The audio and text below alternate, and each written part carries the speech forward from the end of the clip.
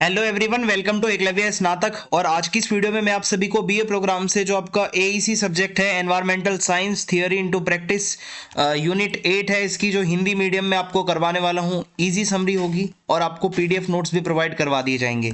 And आपसे request है कि आप मुझे इंस्टा पे ज़रूर फॉलो कर लें, यूज़र नेम आप सभी के सामने लिखा हुआ है।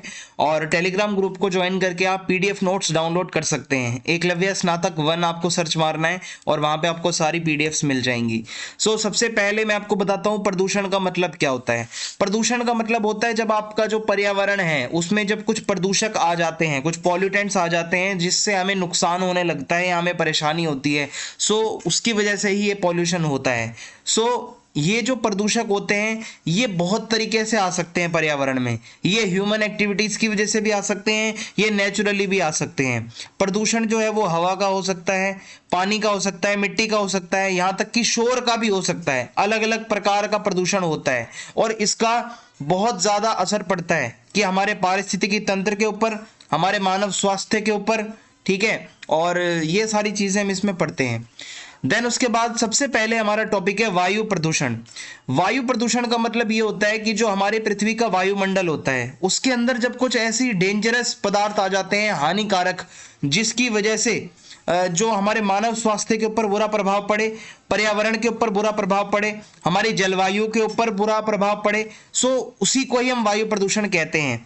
और ये वायु प्रदूषण प्राकृतिक रूप से भी हो सकता है और ह्यूमन एक्टिविटीज से भी हो सकता है। तो सबसे पहले मैं आपको इसके कुछ प्राकृतिक कारक बता देता हूं। अगर ज्वालामुखी विस्फोट होता है तो उसकी वजह से वायुमंडल में राख चला जाता है, सल्फर डाइऑक्साइड चले जाते हैं, जिसकी वजह से वायु प्रदूषित होती है। देन जंगल में अगर आग लग जाती है तो बड़ी मात्रा में कार्बन डाइऑक्साइड रिलीज होती है और बहुत सारी ग्रीन हाउस गैसेस रिलीज होती हैं, जिसकी वजह से प्रदूषण होता है। फिर उसके बाद पौधे और मिट्टी कुछ ऐसी प्राकृतिक प्रक्रियाएं करते हैं जिनसे कुछ कार्बनिक यौगिक वो छोड़ते हैं जो वायु में चले जाते हैं। देन फिर वो प्रदूषित हो जाती है वायु। धूल भरी आंधी अगर चल रही है, जो सूखे एरियाज होते हैं जहां मिट्टी उड़ती है, वो धूल वगैरह चलने से भी वायु प्रदूषित हो सकती है। अब कुछ मानवीय कारक होते हैं, जैसे बिजली के संयंत्र होते हैं, कोयला, तेल, प्राकृतिक गैस, ये जलाने से होता क्या है, ये बिजली तो बनती है लेकिन इनसे सल्फर डाइऑक्साइड, नाइट्रोजन ऑक्साइड और बहुत सारे ऐसे प्रदूषक निकलते हैं, पॉल्यूटेंट्स, जो कि हमारी वायु को बहुत ज्यादा प्रदूषित करते हैं। देन जो आपके व्हीकल्स होते हैं, कार हो गई, ट्रक हो गई, बाइक हो गई, इसमें जो आप अपना पेट्रोल यूज कर रहे हो, डीजल यूज कर रहे हो, वो भी क्या है, एक तरीके से प्रदूषण करता है। जब वो धुएं के रूप में निकलता है, कार्बन मोनोऑक्साइड, नाइट्रोजन, ये सारी चीजें क्या है, ग्रीन हाउस गैसेस हैं और वायु प्रदूषित होती है इससे। फैक्ट्रियों से जो भी चीजें निकलती हैं, जो केमिकल्स निकलते हैं हवा के रूप में, जो भाप निकलता है, जो धुआं निकलता है, उससे प्रदूषण हो रहा है।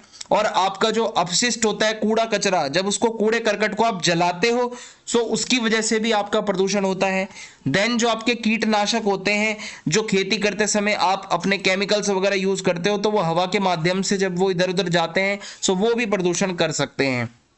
फिर जंगलों को जलाने की वजह से प्रदूषण हो सकता है। अगर आप जंगल जला रहे हो भूमि साफ करने के लिए तो बड़ी मात्रा में कार्बन डाइऑक्साइड निकलेगा।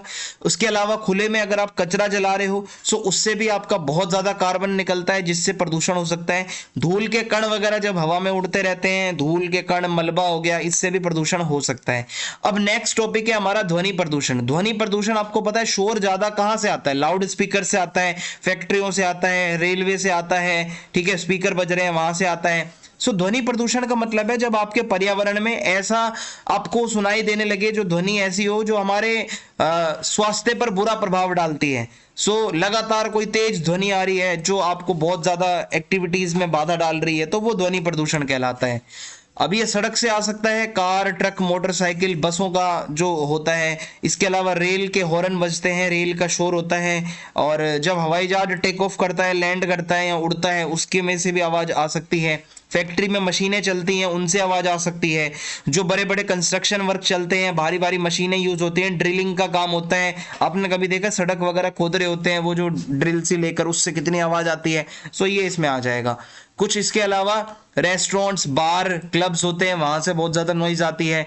जो संगीत समारोह होते हैं, कॉन्सर्ट्स होते हैं, फेस्टिवल्स होते हैं, परेड होती है, वहां से भी शोर आ सकता है। इसके अलावा जो ऑडियो डिवाइसेस होते हैं, लाउड स्पीकर, म्यूजिक सिस्टम, इनसे भी आ सकता है। इसके अलावा मोबाइल फोन, अलार्म वगैरह से भी आपका ध्वनि प्रदूषण हो सकता है।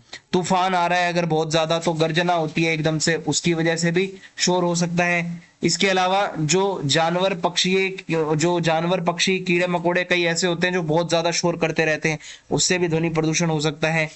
तो अब हमारा नेक्स्ट टॉपिक है यहाँ पे नाभिकीय प्रदूषण। ये क्या है, हमारा परमाणु प्रदूषण होता है। मींस जो हमारे परमाणु ऊर्जा को जब हम बना रहे होते हैं तो बहुत सारे रेडियो एक्टिव पदार्थ होते हैं जो मतलब आपके निकलते हैं और वो फिर प्रदूषण करते हैं। ये जो परमाणु ऊर्जा के संयंत्र होते हैं, ये इस तरीके से परमाणु ऊर्जा के प्लांट होते हैं। यहाँ से धुआं निकलता है, केमिकल्स निकलते हैं, और ये सारा जो रेडियो एक्टिव कचरा होता है ये आपका बहुत ज्यादा प्रदूषण कर सकता है। सो परमाणु ऊर्जा के जो संयंत्र होते हैं, ठीक है, ये परमाणु ऊर्जा बनाने के लिए होते हैं। और इसमें होता क्या है कि भाई मतलब परमाणु का कचरा ज्यादा होता है, छोटे छोटे बहुत सारे अणु ऐसे आ जाते हैं जो कचरे वाले होते हैं, बहुत ज्यादा रेडियो एक्टिव, बहुत हानिकारक होते हैं। और हालांकि ग्रीन हाउस गैसेस तो कम निकालते हैं ये, बट इनका रेडियो एक्टिव कचरा ज्यादा होता है। परमाणु हथियारों को अगर कोई देश टेस्ट कर रहा है, परमाणु हथियार है किसी के पास, तो वो फोड़ के देखता है उसको, और अगर उससे फिर रेडियो एक्टिव किरणें निकलती हैं, कण निकलते हैं, तो उससे भी हमें बहुत ज्यादा नुकसान हो सकता है। इसके अलावा जो ये रेडियो एक्टिव कचरा होता है, इसको अगर आप देखोगे, अगर इसमें लीकेज होने लगी, रिसाव होने लगा, तो आसपास का एनवायरनमेंट पूरा प्रदूषित हो जाएगा।